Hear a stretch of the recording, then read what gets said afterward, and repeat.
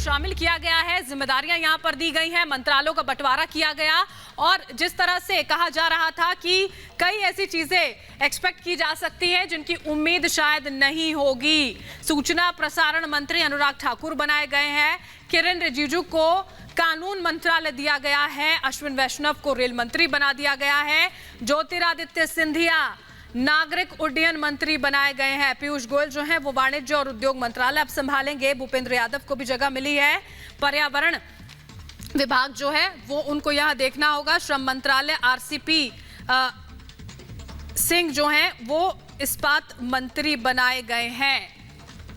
ये देखिए, ये 15 तस्वीरें कैबिनेट मंत्रियों के शपथ ग्रहण के दौरान की ये तस्वीरें हम आपको दिखा रहे हैं। सबसे पहले नारायण राणे पहुंचे थे शपथ लेने और उसके बाद सर्बानंद सोनोवाल, ये तमाम वो 15 केंद्रीय कैबिनेट मंत्री आरसीपी सिंह, डॉक्टर वीरेंद्र कुमार, ज्योतिरादित्य सिंधिया, अश्विनी वैष्णव, पशुपति पारस, हरदीप सिंह पुरी, किरेन रिजिजू, आरके सिंह, मनसुख मंडाविया, भूपेंद्र यादव, अनुराग ठाकुर, पुरुषोत्तम रूपाला और जी किशन रेड्डी। 15 कैबिनेट मंत्री, उनकी शपथ की ये तस्वीरें हम आपको दिखा रहे हैं।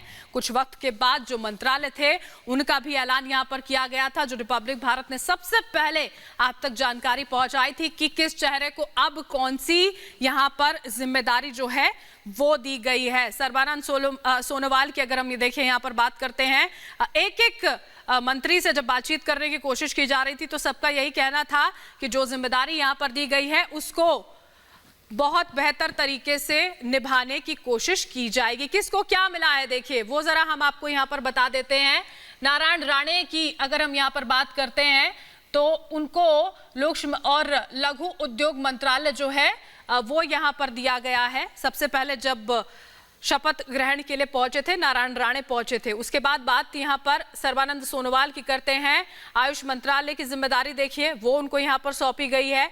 इसके अलावा आगे बढ़ते हुए बात डॉक्टर वीरेंद्र कुमार की, सामाजिक न्याय मंत्री उनको बनाया गया है और बहुत सारे देखिए चेहरे हैं जिनको जगह मिली है। ज्योतिरादित्य सिंधिया की बात करते हैं, उनको नागरिक उड्डयन मंत्रालय सौंपा गया है, बड़ी जिम्मेदारी यहां पर दी गई है।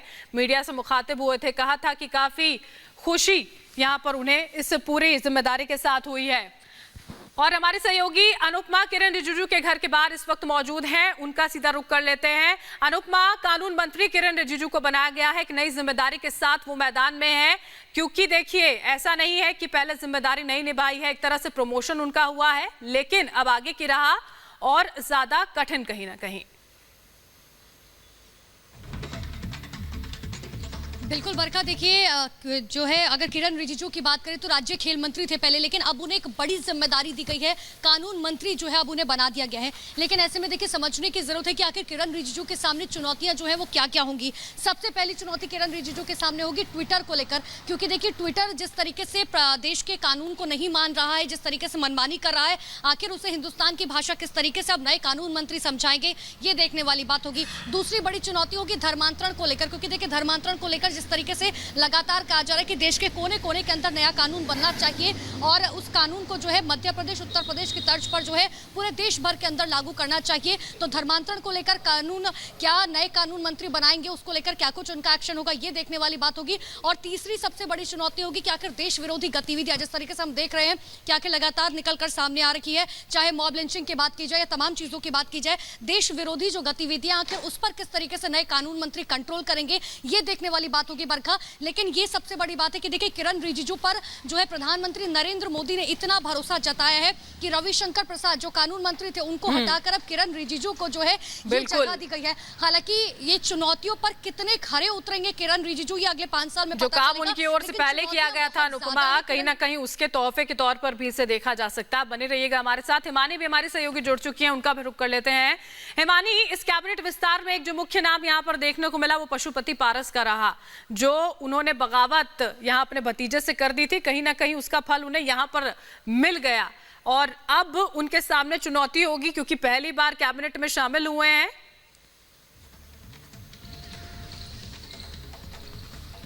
बिल्कुल, निश्चित रूप से बरखा, पशुपति पारस वो नाम जिसके लिए ये भी कहा जा रहा था लास्ट मोमेंट तक कि कहीं ऐसा ना हो कि पता नहीं शामिल होते भी हैं कि नहीं होते, क्योंकि जो मोदी के हनुमान हैं वो ये धमकी दे चुके थे कि अगर उनके चाचा को शामिल किया जाता है मंत्रिमंडल विस्तार में तो फिर वो इसके खिलाफ कोर्ट जाएंगे। खैर, लेकिन इस वक्त मैं मनसुख मंडाविया के घर के बाहर इस वक्त मौजूद हूँ और आपको बता दें कि मनसुख मंडाविया को भी एक बहुत अहम मंत्रालय जो है वो दिया गया है, उन्हें स्वास्थ्य मंत्रालय दिया गया है। तो आप समझ सकते हैं कि देखिए, डॉक्टर हर्षवर्धन की छुट्टी, सबसे पहले सुबह से ही जब हम लगातार इन खबरों पर थे तो सबसे बड़ा नाम जो आया था वो डॉक्टर हर्षवर्धन का ही आया था। और जाहिर सी बात है कि जिस तरह से सेकेंड वेव में हमने देखा कि जिस तरह सरकार घेरे में थी या फिर जिस तरह से हर्षवर्धन के कुछ इस तरह से स्टेटमेंट्स रहे, इसकी गाज उन पर गिरी। अब मनसुख मंडाविया को ये जो पद है वो दिया गया है, ये प्रभार जो है वो दिया गया है। कितना खरे वो उतरते हैं, क्योंकि ये एक बहुत ही चैलेंजिंग उनके लिए होगा। इतना आसान नहीं है कि पैंडेमिक में किस तरह से वो देश को इससे उबार पाए, जब देश महंगाई से, महामारी से और अर्थव्यवस्था किस तरह से गिरती जा रही है लगातार, जो आज से पहले कभी इतना गिरावट नहीं देखी गई थी। तो सबसे बड़ा चैलेंज होगा कि आखिर किस तरह से वो जो हमारी स्वास्थ्य व्यवस्था है उसको ठीक करते हैं, खास तौर पर इस पैंडेमिक टाइम में। तो ये एक बहुत बड़ा चैलेंज होने वाला है मनसुख मंडाविया के लिए। ये अलग बात है कि जिस तरह से उनका अगर बैकग्राउंड हम देखें, उन्होंने स्वास्थ्य सेवाओं में कई ऐसे काम किए हैं, गुजरात से आते हैं और इसी का फल जो है वो उन्हें मिला है, इसीलिए उनको ये जो जिम्मेदारी है वो दी गई है। अब कितना खरे उतरते हैं ये देखने वाली बात होगी। और जहां तक पशुपति पारस की आपने बात की, तो वो भी अब रामविलास पासवान की जगह वो इस जगह पर यहाँ पर अब आए हैं, तो वो कितना, क्योंकि इससे पहले तो उन्होंने तमाम तिकड़म की है अपने भतीजे के साथ और इस कौन उनका उत्तराधिकारी हो, इस पर भी बात यहाँ पर काफी ज्यादा हो रही थी। लेकिन बिल्कुल इस जो जिम्मेदारी खाद्य संस्करण जो मंत्रालय उनको दिया गया है वो उसमें कितना खरे उतरते हैं ये देखने वाली। इसमें पारिवारिक राजनीति तो देखिए मानी चली रही है, लेकिन जिम्मेदारी तो अब दे ही दी गई है। अब आगे क्या कुछ होता है उस पर नजरें जरूर यहाँ पर रहने वाली हैं। लेकिन हिमानी, जो स्वास्थ्य मंत्रालय की आप यहाँ पर बात कर रहे हैं, मनसुख मंडाविया को जो दिया गया है, आप खुद इस बात का जिक्र कर रही हैं, अगर थर्ड वेव आती है तो चुनौती और बहुत बड़ी रहने वाली, क्योंकि ये जो आम वक्त रहा है वैसा वक्त नहीं है अब। बिल्कुल बरखा, इसीलिए मैं बार बार कह रही हूँ, देखिए फर्स्ट वेव अब बड़ा इजीली तो नहीं कहूंगी, लेकिन हाँ ये है कि शायद लोग अवेयर थे या डरे हुए थे, या जिस तरह से प्रधानमंत्री बार बार आके उन्हें संबोधित कर रहे थे और एक टास्क जो आप कह सकते हैं कि जिसको बहुत ही सीरियसली लोगों ने लिया। आप सोचिए कि प्रधानमंत्री की एक बात पर, एक आवाज पर सारे के सारे लोग अपने घर पर बैठ जाते हैं, थाली बजाने के लिए सामने आ जाते हैं। सेकेंड वेव में हमने देखा कि किस तरह से जो सरकार है उसको घेरा गया। जाहिर सी बात है कि ये तमाम चीजें ऐसी रही, या फिर दवाओं की जिस तरह से कमी रही, इंजेक्शन की जिस तरह से कमी रही, बिल्कुल इन सारी चीजों को अब देखिए, अब जब विस्तार हुआ है, नई जिम्मेदारियां यहाँ पर हिमानी दी गई हैं, तो चीजें बदले, इसी की उम्मीद भी यहाँ पर की जा रही है। हिमानी बनी रहिएगा आप हमारे साथ। अनुपमा भी जुड़ी हुई है। अनुपमा, जो सबसे अलग चीज देखने को मिली वो ये कि जो औसत उम्र है 58 साल देखी गई है, जितने तमाम मंत्री हैं, युवाओं को यहां पर जगह दी गई है, जिस बात का जिक्र रिपब्लिक भारत ने पहले ही कर दिया था। युवाओं पर ज्यादा भरोसा प्रधानमंत्री की ओर से जताया गया है इस बार। बिल्कुल बरखा, देखिए पहले ही रिपब्लिक भारत ने ये बात बताई थी कि इस बार जो नया मोदी मंत्रिमंडल का विस्तार होगा उसमें किस तरीके से चीजें होंगी। युवाओं को जो है इस बार जगह दी जाएगी, तरजीह दी जाएगी, साथ ही जो पढ़े लिखे हैं उनको बिल्कुल तरजीह दी जाएगी। आप अगर एक बार वो लिस्ट देखेंगे तो आपको उसमें डॉक्टर्स नजर आएंगे, लॉयर नजर आएंगे, इंजीनियर्स नजर आएंगे, और सबसे बड़ी बात है युवाओं को जो है इस बार तरजीह दी गई है। आप किरण रिजिजू की भी बात करें, जिन्हें कानून मंत्री जो है बनाया गया है, क्योंकि हमारा लोकतंत्र जो है वो कानून से चलता है और कानून से ऊपर कुछ नहीं है, और इसलिए बड़ी जिम्मेदारी दी गई है। एक बहुत युवा चेहरा है। सबसे बड़ी बात है कि अगर साउथ अरुणाचल प्रदेश की तरफ आप देखेंगे तो बहुत अच्छा दबदबा रह चुका है किरण रिजिजू का। साथ ही राज्य खेल मंत्री जिस वक्त वो थे, किस तरीके से उन्होंने काम किया था उसको लेकर उनकी हर जगह तारीफ होती थी। हमारे जितने खिलाड़ी थे उनसे वो जाकर पर्सनली मिलते थे, अगर उनकी कोई नीड होती थी तो उसको फुलफिल करते थे। तमाम चीजें जो है उनकी तरफ से अपने स्तर पर की जाती थी, और इसी चीज को लेकर जो भरोसा जताया है प्रधानमंत्री नरेंद्र मोदी ने कि, लेकिन आप ये समझिए, क्योंकि सीधा राज्य खेल मंत्री से अगर उन्हें कानून मंत्री बना दिया गया है, तो एक बहुत बड़ी जिम्मेदारी किरण रिजिजू के कंधों पर अब दी गई है। लेकिन उसको किस तरीके से संभालेंगे किरण रिजिजू, क्योंकि देखिए हमारे देश में कानून की बात जो है सबसे पहले की जाती है। आपको ये भी जानकारी है कि विपक्ष जो है कानून को लेकर ही हमेशा मोदी सरकार को आड़े हाथों लेता है। चाहे देश में अगर एक बलात्कार हो, चाहे किसी भी मौत की घटना हो, चाहे कोई बिल्डिंग कोलैप्स हो जाए, हर चीज को लेकर कानून के ऊपर सवाल उठाए जाते हैं। और इसी कानून मंत्रालय को लेकर अब किरण रिजिजू के ऊपर एक बहुत बड़ी जिम्मेदारी है कि आखिर वो विपक्ष को किस तरीके से हैंडल करेंगे, जो तमाम चीजें देश के अंदर चल रही है उसको किस तरीके से हैंडल किया जाएगा। और देखिए जैसे कि हिमानी भी जिक्र कर रही थी, क्योंकि कोरोना की सेकंड वेव जो है वो अब तक खत्म हो चुकी है, लगभग खत्म हो चुकी है, लेकिन थर्ड वेव आने को है। उसको लेकर आखिर तमाम जो नए मंत्री तो देखिए अनुपमा, तमाम जो यहाँ पर नए मंत्री बनाए गए हैं, हर एक सेक्टर में सबकी अलग अलग जिम्मेदारी तय की गई है। लेकिन हिमानी, जो एक अलग बात देखने को मिली इस विस्तार में वो ये कि महिलाओं को नारी शक्ति जो है वो भी बहुत देखने को मिली है। इससे जुड़ी हुई जानकारी हम आपसे लेंगे, बातचीत आपसे हम करेंगे। लेकिन आगे बढ़ते हुए आपको, दर्शकों को हम बता दें कि मोदी 2.0 के पहले विस्तार में कई चीजों का ध्यान रखा गया है। मसलन युवाओं और अनुभव के बीच सामंजस्य हो या प्रोफेशनल लोगों को मंत्रिमंडल में लाना हो। मोदी सरकार के इस मंत्रिमंडल में शामिल सभी नए चेहरे किसी न किसी समीकरण पर फिट बैठते हैं। साथ ही अब इस मंत्रिमंडल पर देश को कोरोना से उबार कर फिर से पटरी पर लाने की जिम्मेदारी है।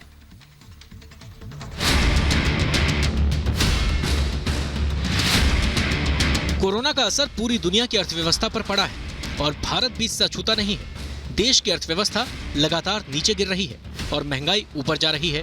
रोजगार के मौके कम हो रहे हैं और पेट्रोल और डीजल की कीमत पहली बार 100 के पार है। साफ है कि जनता परेशान है। अब ये परेशानी गुस्से में तब्दील हो उससे पहले मोदी सरकार एक्शन में है। पीएम मोदी ने 7 साल का सबसे बड़ा कैबिनेट विस्तार किया है। मोदी की नई कैबिनेट अब तक की सबसे युवा टीम है, जिसकी औसत उम्र 58 साल है। मोदी की इस युवा टीम को अनुभव का भी साथ मिला है। पीएम मोदी की नई कैबिनेट में अब 4 पूर्व मुख्यमंत्री हैं, 18 राज्यों के पूर्व मंत्री हैं और 23 ऐसे सांसद हैं जो 3 से ज्यादा बार लोकसभा क्षेत्र का प्रतिनिधित्व कर चुके हैं। इसके अलावा मोदी की नई टीम में प्रोफेशनल्स को भी मौका दिया गया है। नई कैबिनेट में 13 वकील हैं, 7 ब्यूरोक्रेट्स हैं, 6 डॉक्टर और 5 इंजीनियर भी शामिल किए गए हैं। यानी शपथ लेने वाले 43 मंत्रियों में से 31 हाईली एजुकेटेड हैं। पूर्व नौकरशाह और टेक्नोक्रेट अश्वनी वैष्णव को रेलवे के साथ साथ आईटी जैसे अहम मंत्रालय सौंपकर पीएम मोदी ने अपने इरादे जाहिर कर दिए हैं। साफ है अब मोदी सरकार प्रोफेशनल्स की सहायता से ही विकास का रास्ता अख्तियार करने वाली है। विकास की रफ्तार के साथ साथ देश के सामाजिक ताने बाने का भी पूरा ख्याल रखा गया है। भारत के इतिहास में पहली बार 27 मंत्री ओबीसी समुदाय से बने हैं, जिसमें 5 को कैबिनेट मंत्री का दर्जा मिला है। अनुसूचित जाति के 12 मंत्रियों ने शपथ ली, जिसमें 2 को कैबिनेट मंत्री का दर्जा दिया गया है। इसके अलावा अनुसूचित जनजाति के 8 मंत्रियों ने भी शपथ ली, जिसमें 3 को कैबिनेट मंत्री बनाया गया है। Bureau report, Republic Bharat.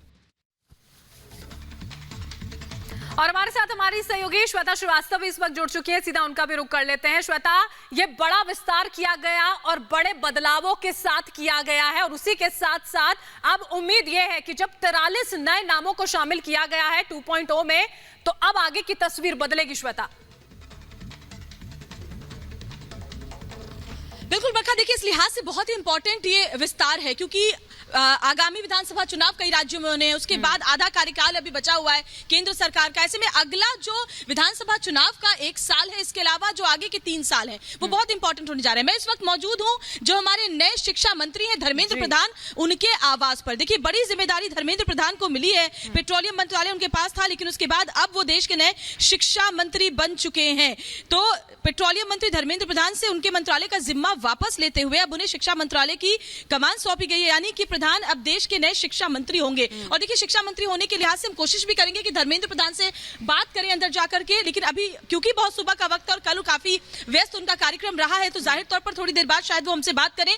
लेकिन शिक्षा मंत्री के तौर पर देखिए चुनौतियां उनके सामने काफी होने जा रही हैं। कोरोना काल में जिस तरीके की स्थिति शिक्षा व्यवस्था की हुई है उससे हम सब वाकिफ हैं, और ऐसे में जब कल रमेश पोखरियाल निशंक ने इस्तीफा दिया तो उसके बाद ये कयास लगाए जा रहे थे कि अब ये नया विभाग, ये नई जिम्मेदारी किसको मिलने जा रही है। ऐसे में जब धर्मेंद्र प्रधान के आवास के बाहर में मौजूद हूं तो मैं उनसे जरूर ये सवाल करूंगी कि इस नए चुनौती को वो किस तरीके से देखते हैं। इसके अलावा देखिए, हरदीप सिंह पुरी को नई जिम्मेदारी मिली है, तो बरखा जो नए चेहरे मंत्रिमंडल में शामिल हुए हैं, इसके अलावा जो पुराने चेहरे थे उनके भी विभाग, उनके भी पोर्टफोलियोज बदले गए हैं। तो ये तमाम चेंजेस जो हुए हैं काफी मंथन के बाद हुए हैं और इसका इंपैक्ट किस तरीके से आगे पड़ता है वो देखना होगा। और जाहिर तौर पर प्रधानमंत्री मोदी की कार्यशैली से हम सब वाकिफ हैं, वो किस तरीके से काम करते हैं और किस तरीके से काम करवाते हैं, ये जग जाहिर है। ऐसे में जो उनकी नई टीम है उस पर बहुत जिम्मेदारी, बहुत चुनौतियां, क्योंकि कोरोना काल में जाहिर तौर पर श्वेता हर एक सेक्टर पर असर पड़ा है और इसी वजह से हर एक मंत्री से उम्मीद की जाएगी कि अब वापस तमाम चीजों को पटरी पर लेकर आया जाए। अनुपमा, हिमानी, श्वेता, बहुत बहुत शुक्रिया आप तीनों का ही, आप हमारे साथ जुड़े।